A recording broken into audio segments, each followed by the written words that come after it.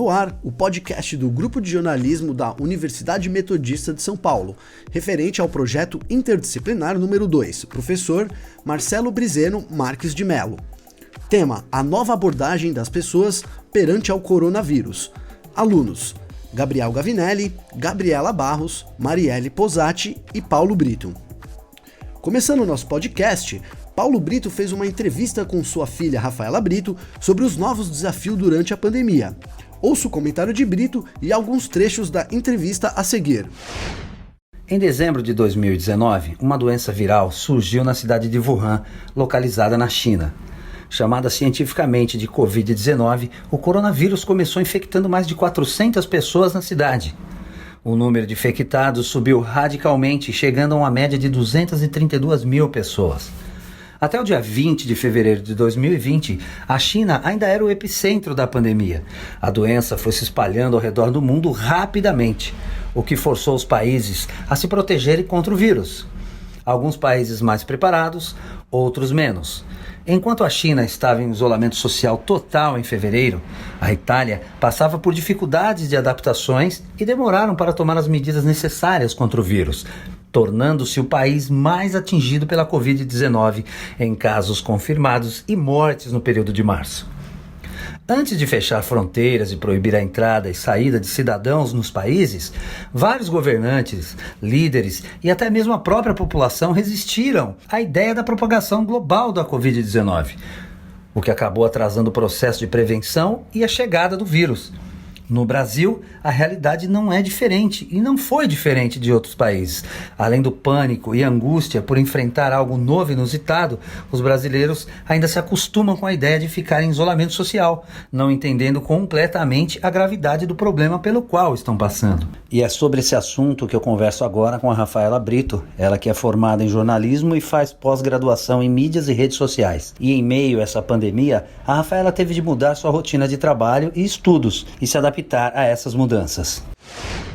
Num país onde as condições de transportes públicos são precárias e a maioria da população precisa desses serviços, você acha que os governos não deveriam pensar em algo alternativo para minimizar o sofrimento das pessoas? Por exemplo, investir talvez em minivans, micro-ônibus, para aliviar os ônibus que sempre andam lotados? Bom, nunca vai ser de interesse do governo proporcionar uma qualidade de vida para a sociedade. Infelizmente, nós vivemos num sistema onde os governantes governam para aqueles que têm poder. E não é 100% do povo que tem poder, infelizmente, é só uma parcela deles que tem. Ou seja, enquanto nós somos governados por pessoas que não querem o bem do povo, porque um povo que vive bem, ou seja, o trabalhador que não pega ônibus lotado, o trabalhador que não trabalha com salário baixo, ele tem uma qualidade de vida melhor e tem tempo para pensar. A partir da hora que ele tem tempo para pensar, ele percebe o poder que ele tem. Quando o povo percebe o poder que ele tem, ele vai reivindicar os direitos dele e vai escolher certamente pessoas qualificadas para estarem no poder. Então, o que acontece? Por que a gente tem ônibus lotados? Por que a gente tem uma qualidade de transporte público péssima? Porque não é do interesse do governante. O interesse do governante é proporcionar a qualidade para o empresário.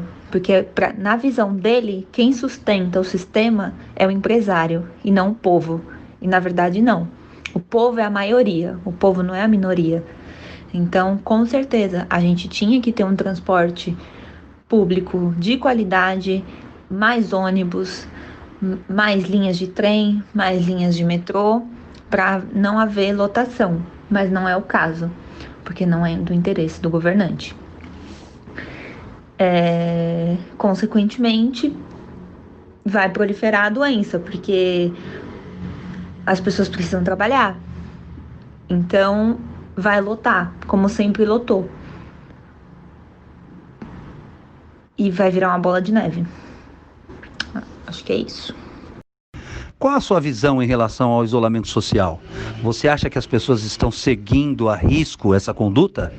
Bom, isolamento social é uma peça fundamental para evitar a propagação do vírus, né? Tá aí a Nova Zelândia para provar que realmente o método funciona. O país seguiu um isolamento à risca, fechou fronteiras, as pessoas não saíam, comércio fechado, e foram um dos primeiros países a sair dessa situação.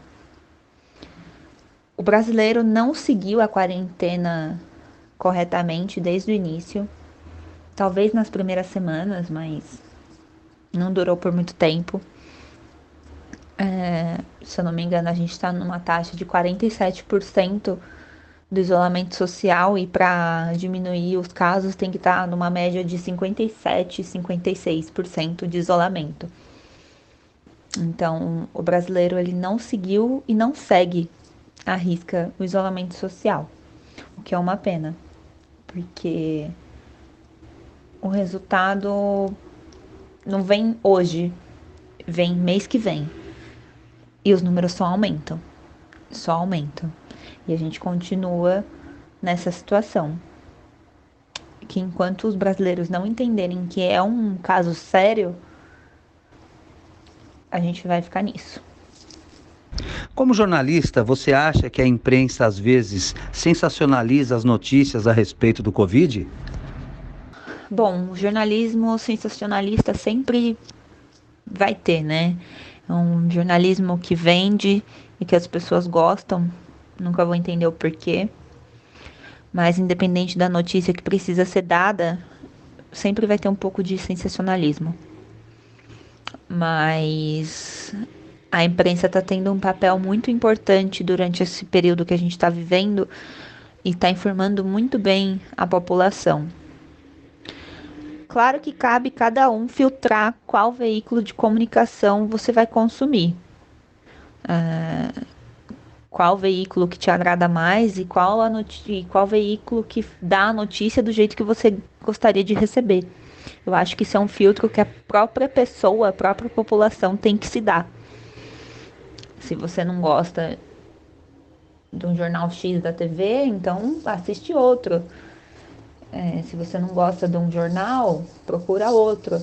Hoje, com a internet, a gente tem várias opções de veículos de informação.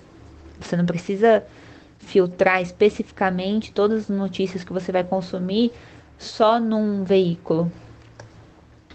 Cabe o emissor saber qual mensagem ele quer receber e qual forma que ele quer receber. Seguindo nessa linha jornalística, a maioria dos canais de comunicação, obviamente, falam mais de fatos relacionados à pandemia.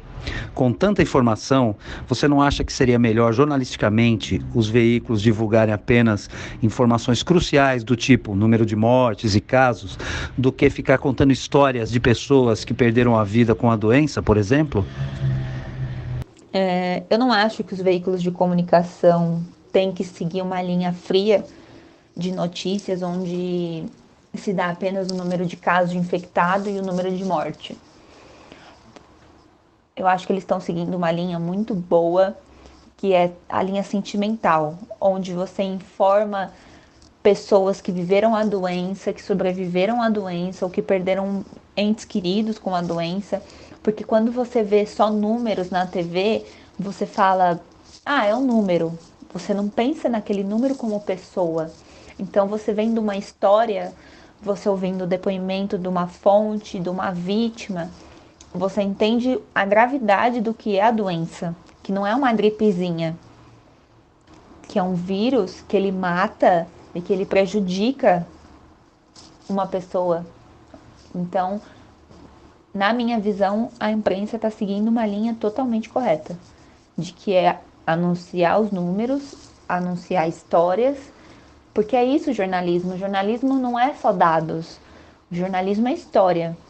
O jornalismo é você contar o que o outro passou. É, nas suas palavras, informar diversas pessoas a situação de um indivíduo.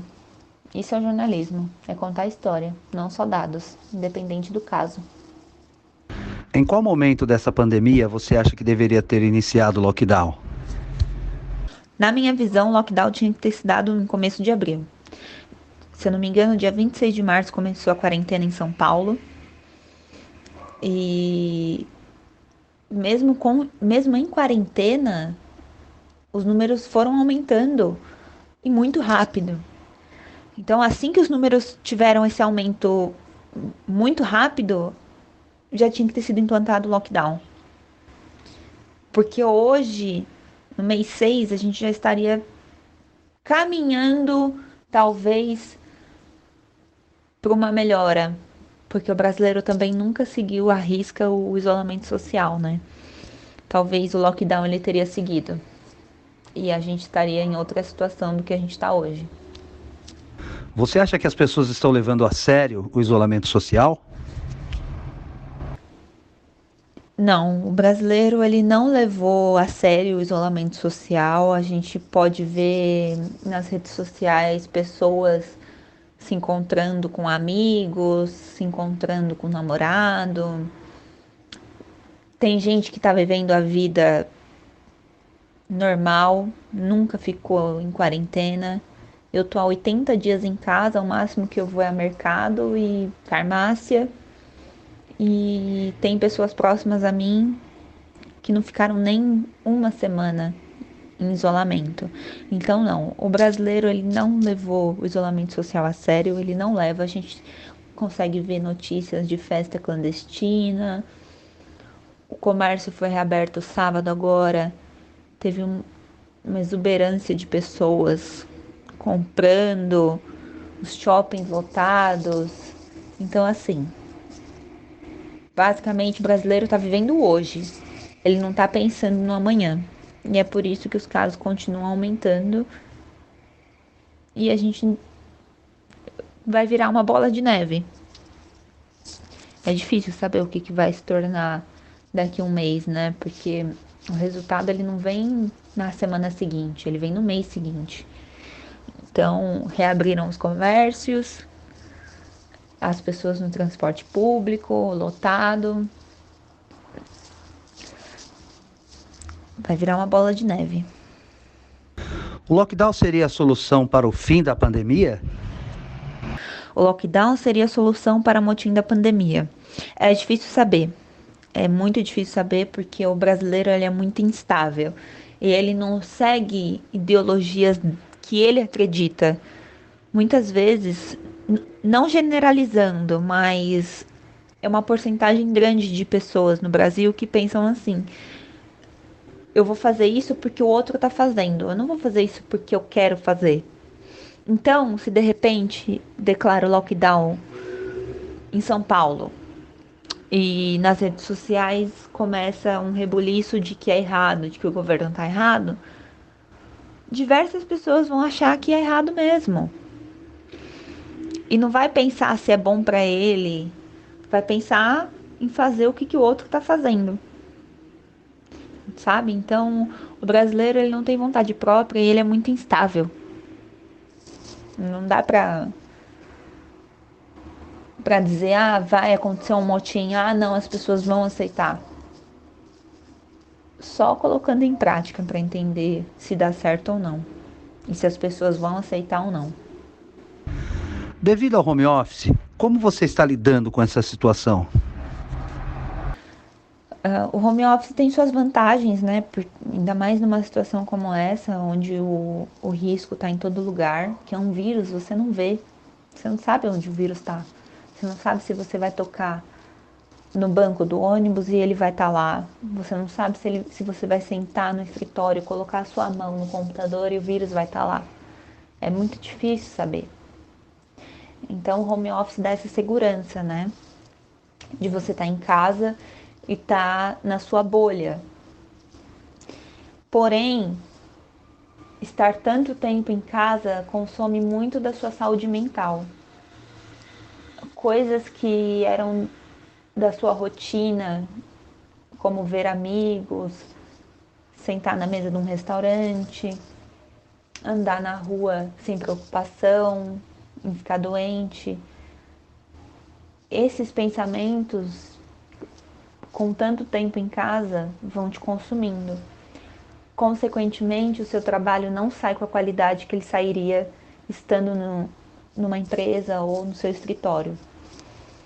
Então, assim como tudo na vida, há vantagens e desvantagens. Estar em casa seguro, porém estar em casa pensando nas coisas que você gostaria de fazer e não pode. Coisas que você fez a vida inteira e hoje você não pode mais, porque você está em risco de ficar doente.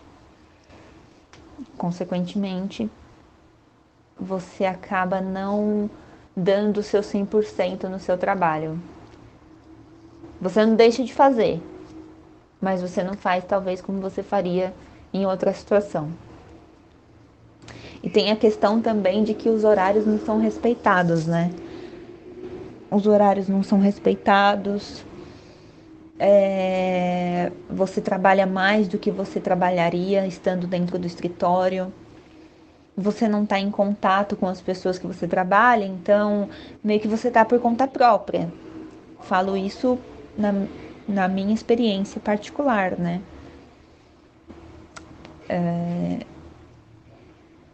Mas saber que é uma fase que vai passar dá um alívio, então a gente tem que se apegar a isso.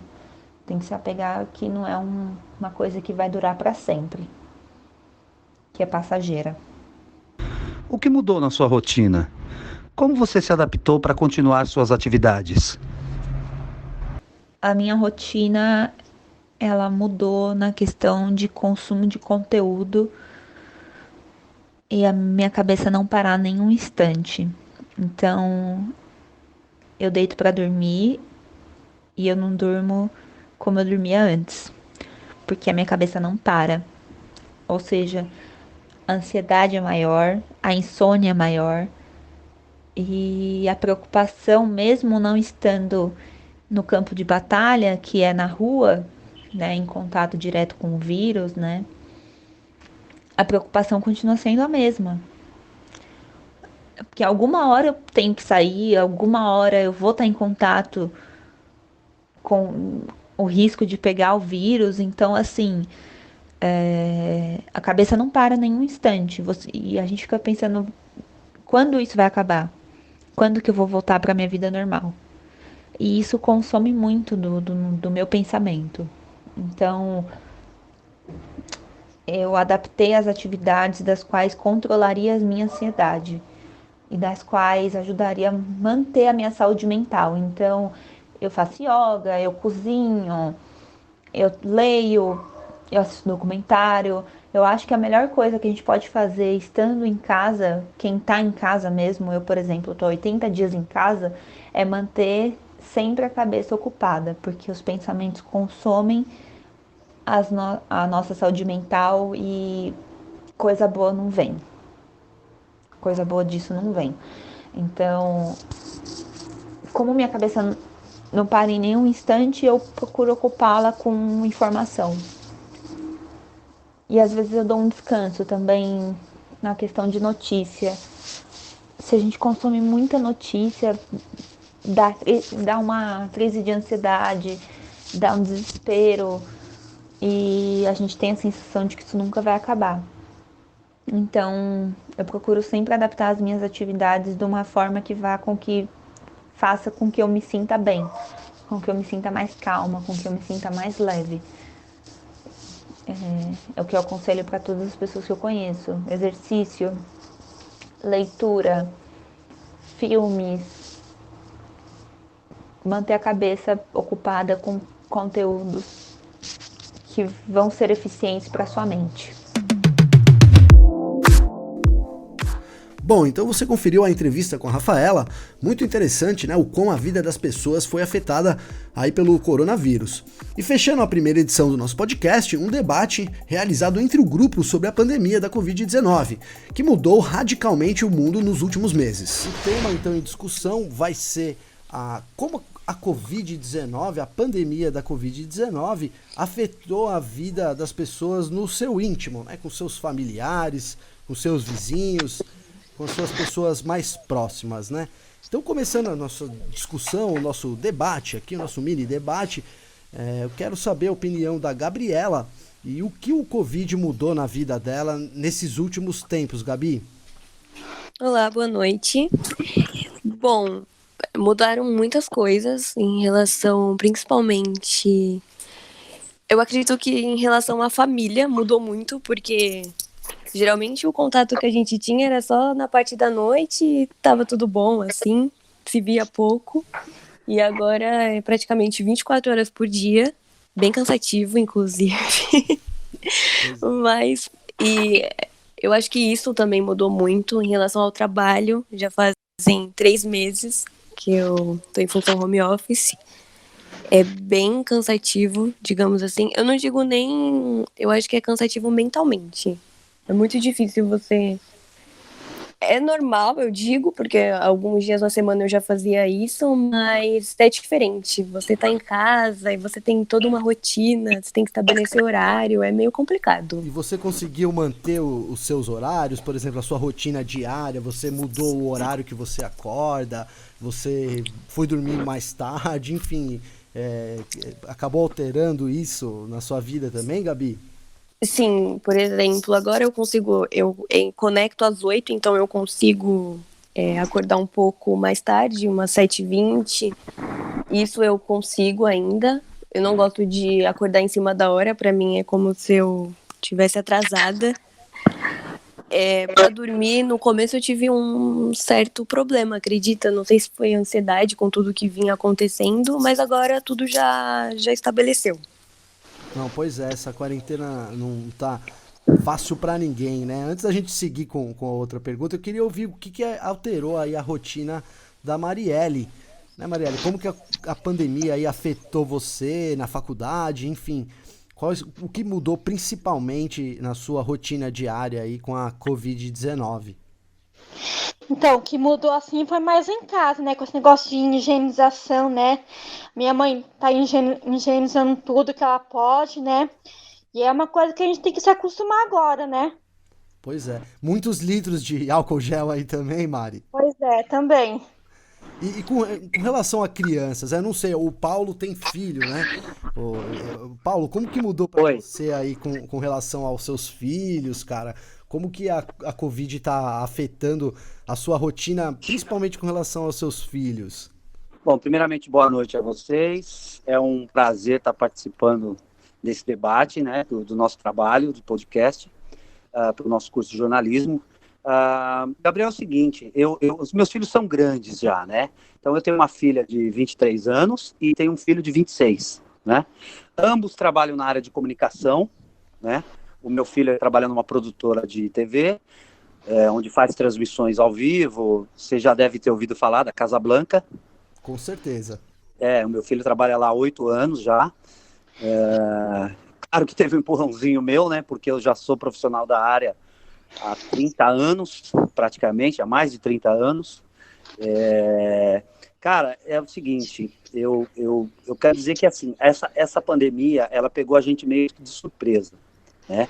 Quando tudo começou lá a partir mais ou menos de 16 de março, que foi assim, eu acho que o start, né, da pandemia, onde as pessoas começaram a entender a gravidade do problema, mas isso é uma outra coisa que eu quero falar depois.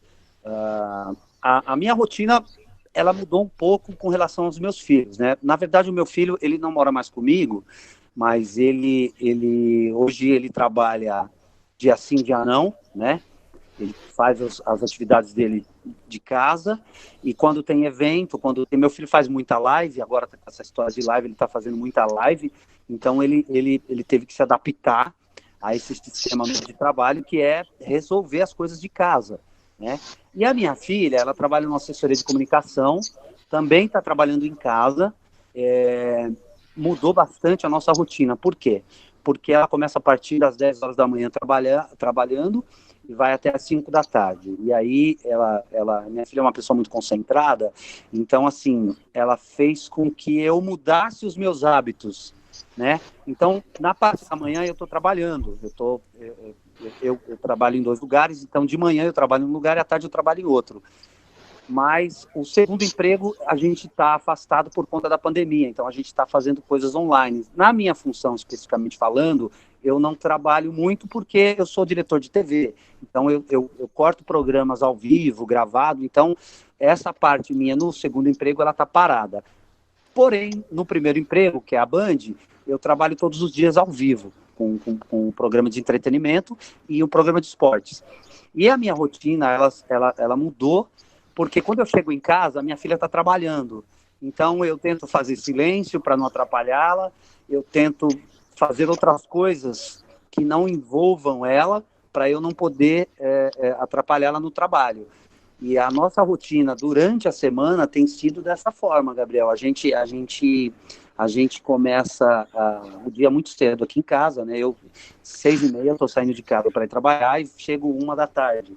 E aí, quando eu chego, eu tenho que fazer outras coisas por conta da pandemia, porque, quer queira ou não, você tem que se adaptar, né? É uma coisa que você não está acostumado a lidar. Então, fica difícil você, nas primeiras semanas, você conseguir conciliar as coisas, conseguir fazer com que as coisas ajam naturalmente, porque, na verdade, você não vai conseguir agir naturalmente. Porque tudo que você faz, você vai ter que pensar 1 ou 2 vezes para ver o que você vai fazer. Então, se você vai sair de casa, você tem que pensar no que você quer fazer, se vale realmente a pena você sair de casa ou não.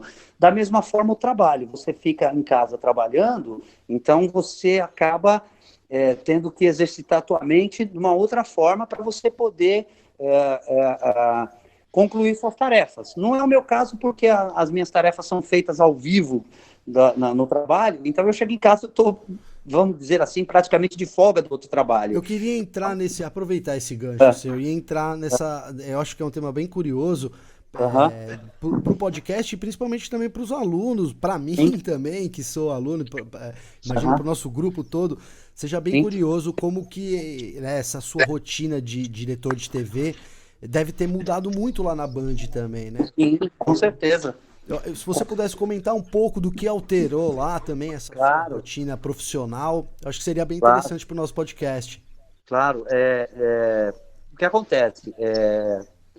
No primeiro mês, na verdade, não alterou muita coisa, né? Porque a gente ainda não estava...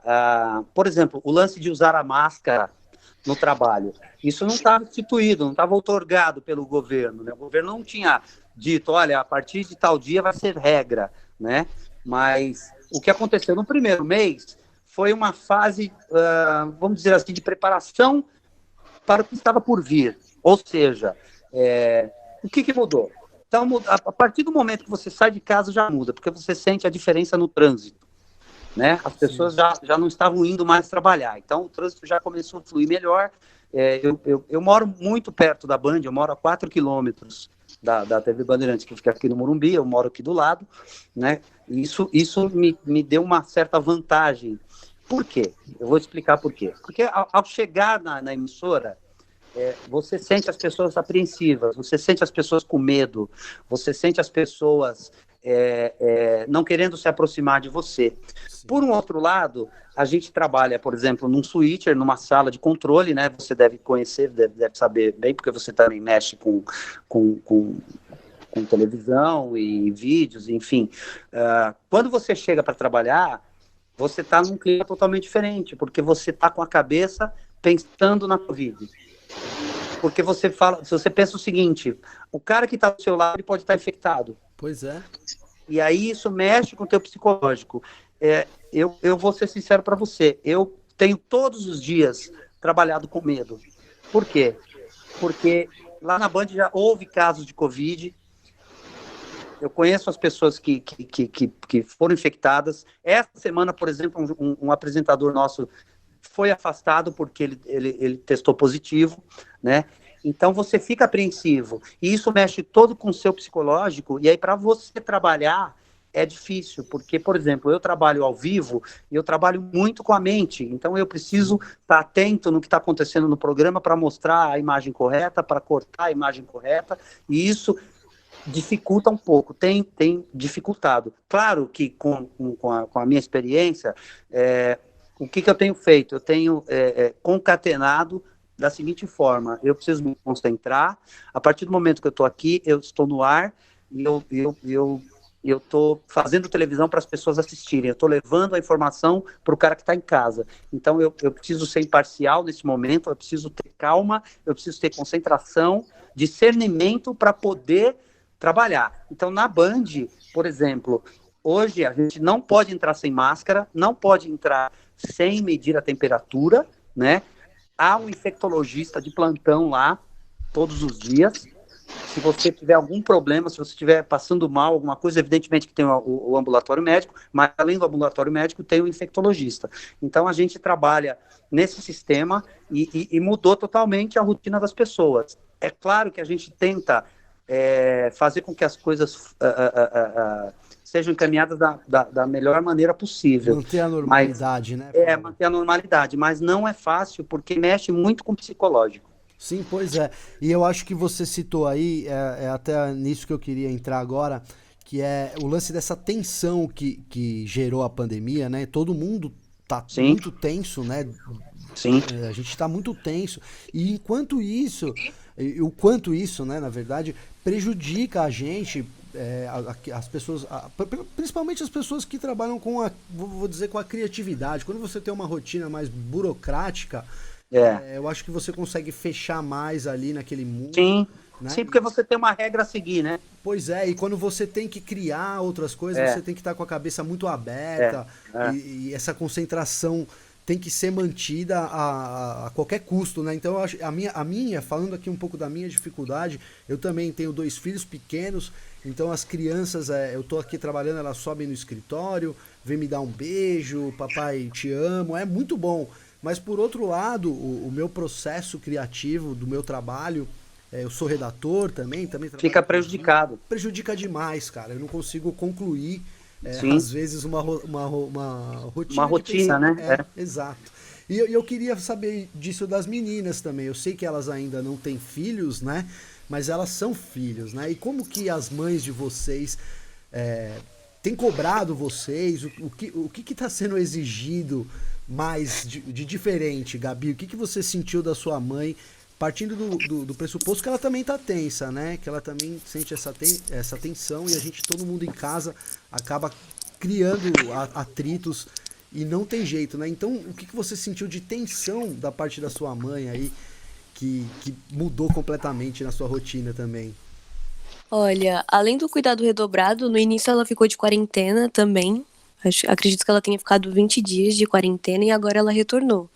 Então, quando ela retornou para o trabalho, foi bem estranho para ela. Então, ela já chega... Eu estou em casa, né? Eu continuo trabalhando de casa. Ela já chega, já não fala com ninguém, ela já vai direto tomar banho. Todo dia isso. Às vezes, ela até evita um pouco ficar um pouco próxima a mim. Porque é isso mesmo, é igual o Paulo citou. As pessoas estão com medo. E isso a gente vem... Eu vejo isso muito nela, inclusive. E ela trabalha com o quê, Gabi? Agora eu fiquei curioso. A minha mãe, ela trabalha na Secretaria de Educação aqui em Mauá, no ABC. Então, pra gente ver que não é nem assim, digamos que um lugar vai pra gente considerar de tão risco, né? Sim. Não é? Mas é que a atenção tá em toda parte, né? Eu posso imaginar com o pessoal da saúde, por exemplo, uma enfermeira que tem filhos e tem que ir e voltar pra casa, o desespero que não deve ser isso, né? A gente consegue ler bastante relatos em relação a isso na internet, né? Muitas mães que são enfermeiras que não conseguem, estão distantes todo esse tempo, né? Pois é. Pois é, e pra você, Mari, o que você sentiu aí da sua mãe, das cobranças, do que mudou dela, aí, qual a tensão na sua casa, o nível de tensão da sua casa? Então, comigo, da parte da minha mãe, é quando eu saio, né? Quando eu tenho que fazer alguma coisa na rua, né? Eu tenho que sair, aí ela fica preocupada, assim, por onde eu vou, assim, com essas coisas assim de limpeza mesmo, a preocupação dela, mas é isso.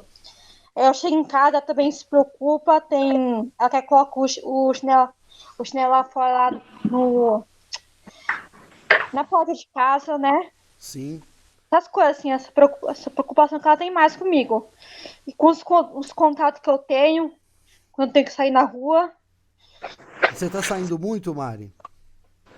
Quando eu preciso, assim.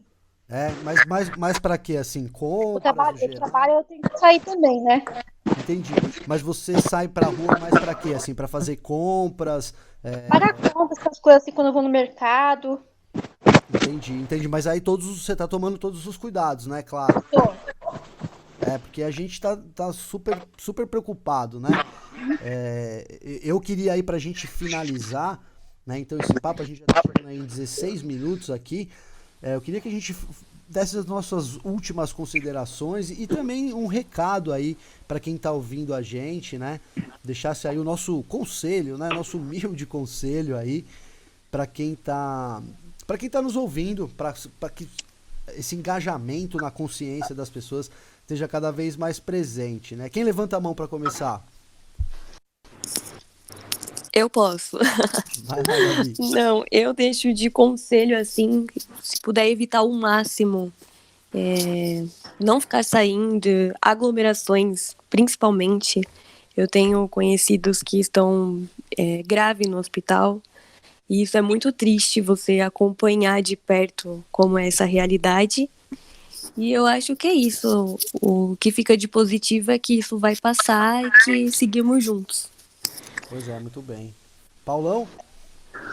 Olha, eu acho que assim, não se trata de conselho, eu acho que se trata de conscientização das pessoas, Gabriel. A gente está vivendo num mundo tão difícil, né? Economicamente falando agora, com essa crise.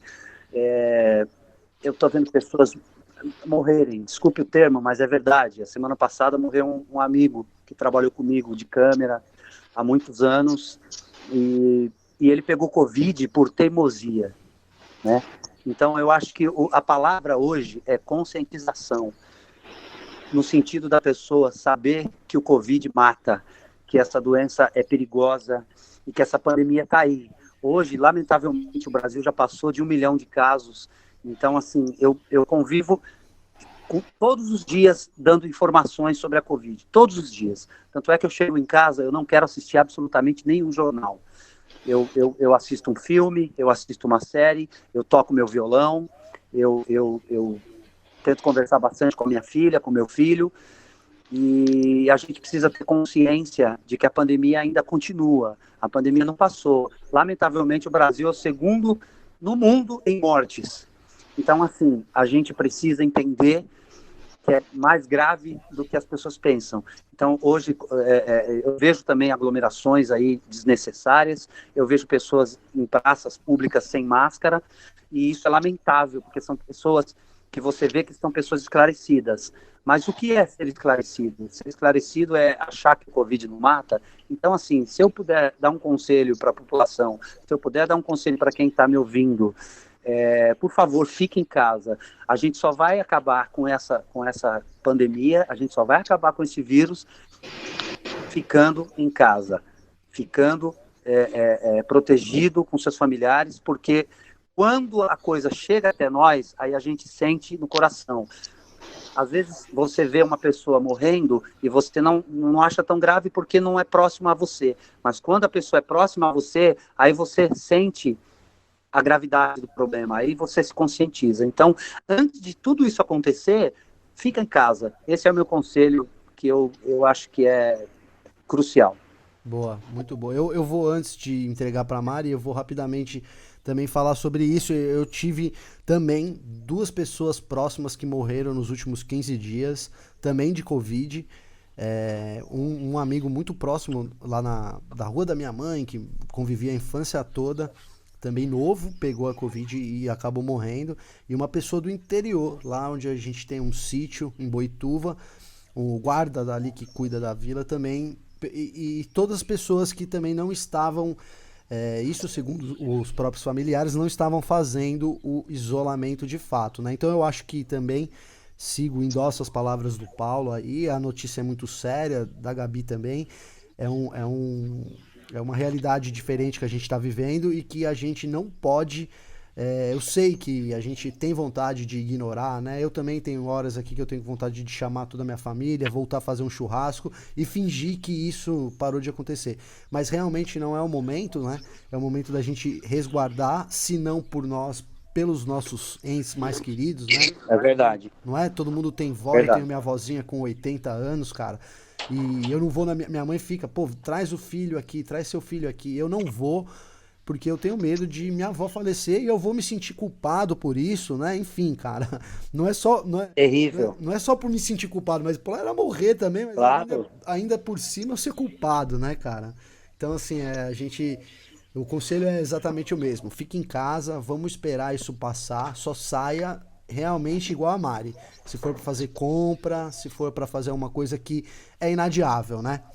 E passo para Mari encerrar, então, nossa sessão de conselhos da Covid-19. Mari.